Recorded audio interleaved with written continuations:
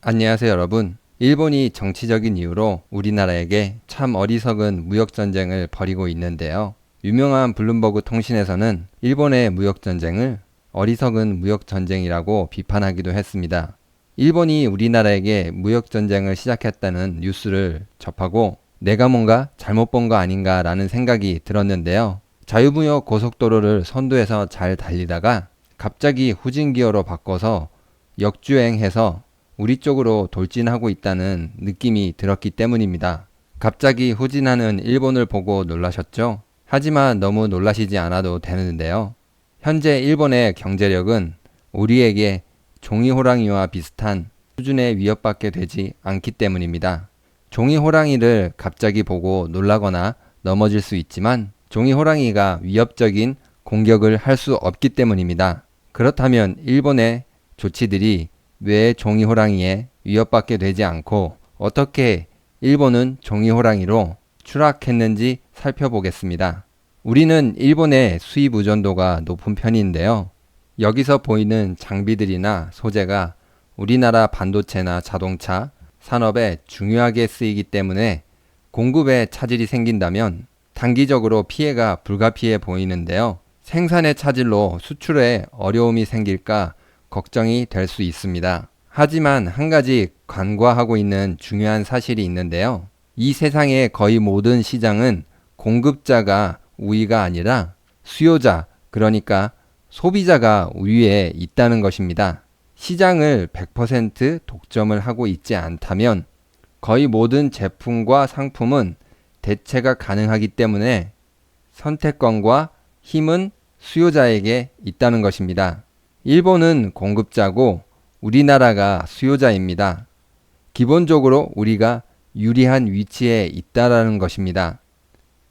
예를 들어 반도체 소재 고순도 불화수소는 반도체 세정에 쓰이는데 95% 이상을 일본에서 수입하고 있습니다. 당장 일본이 팔지 않으면 반도체 생산에 잠시 차질이 생길 수 있지만 고순도 불화수소를 영영 구할 수 없는 것은 아닙니다. 이미 기술은 국내에 있지만 다양한 이유로 일본에서 사다 쓰는 게 더 편해서 그렇게 하고 있는 것입니다. 물론 우리나라 대기업들이 이익을 빨리 내기 위해서 장기적인 안목을 가지고 투자하지 못한 점은 아쉬움이 남는 부분이고 앞으로 고쳐나가야 할 부분입니다. 다른 품목들도 역시 마찬가지입니다. 제가 일일이 다 조사해 보지는 않았지만 시장을 100% 이상 점유하지 못하고 있다면 조금 불편하고 시간이 걸릴 뿐이지 언제든지 다른 방법을 찾을 수 있습니다. 어떤 시장이든 힘은 공급자가 아닌 수요자에게 있기 때문입니다. 우리는 일본으로부터 무역 적자를 보고 있는데요. 돌려서 생각하면 일본은 우리를 통해서 이익을 보고 있다라는 것입니다. 그런데 이런 이익을 이제는 스스로 포기하겠다고 선언한 것입니다.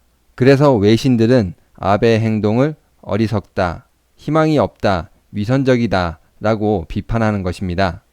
일본이 걸어온 무역전쟁이 종이호랑이의 위협이라고 말하는 이유를 살펴보겠습니다.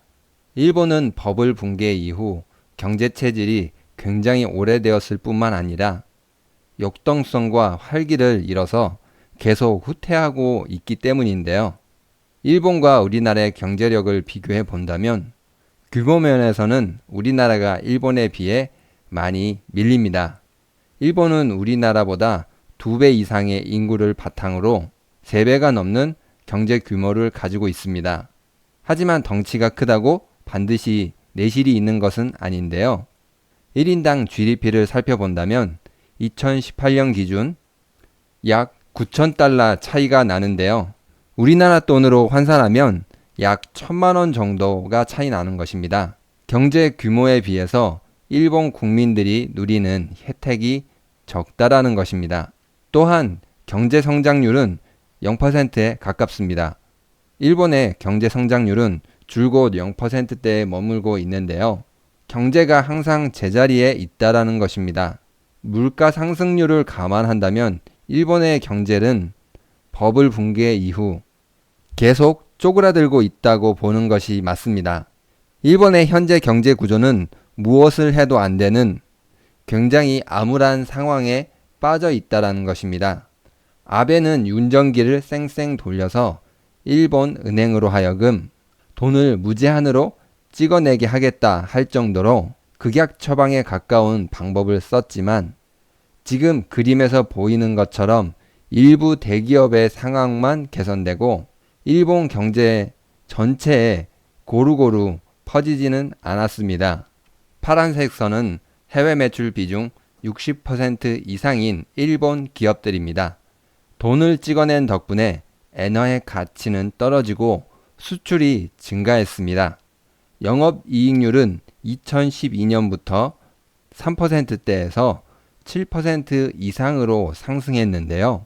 하지만 일본은 2012년을 기준으로 임금 상승을 아주 강하게 억누르고 있습니다. 일본 기업과 가계 소득을 조금 더 살펴보겠습니다. 좌측 그래프를 보시면 일본의 비정규직 노동자 수가 증가하는 것이 보이는데요. 동시에 기업들이 가진 돈도 증가하고 있습니다. 오른쪽 그래프는 가계의 가처분 소득입니다. 가계의 가처분 소득은 꾸준히 감소하고 있는데요. 기업들은 단순히 노동자들의 임금과 가계 소득과 자산을 빼앗아서 버티고 있다라는 것입니다. 사실 이 부분은 우리나라도 유사한 부분이 있어서 타산지석으로 삼아야 할 부분인데요. 부활하지 못하고 계속 추락하는 암울한 일본의 경제 상황을 조금 재밌게 비유해 보자면 아주 중요한 기능을 상실해버린 사람과 비슷한 상황입니다. 다음에는 일본이 침체 늪에 빠져서 나오지 못하고 계속 허우적거리는 원인을 조금 더 살펴보겠습니다. 시장의 힘은 수요자에게 있다는 점과 일본의 암울한 경제 상황으로 인해서 아베의 어리석은 무역전쟁은 시간이 갈수록 일본이 불리한 위치에 놓이게 될 것입니다. 오늘 영상도 유익하셨나요? 구독과 좋아요는 영상을 만드는데 많은 힘이 됩니다. 감사합니다.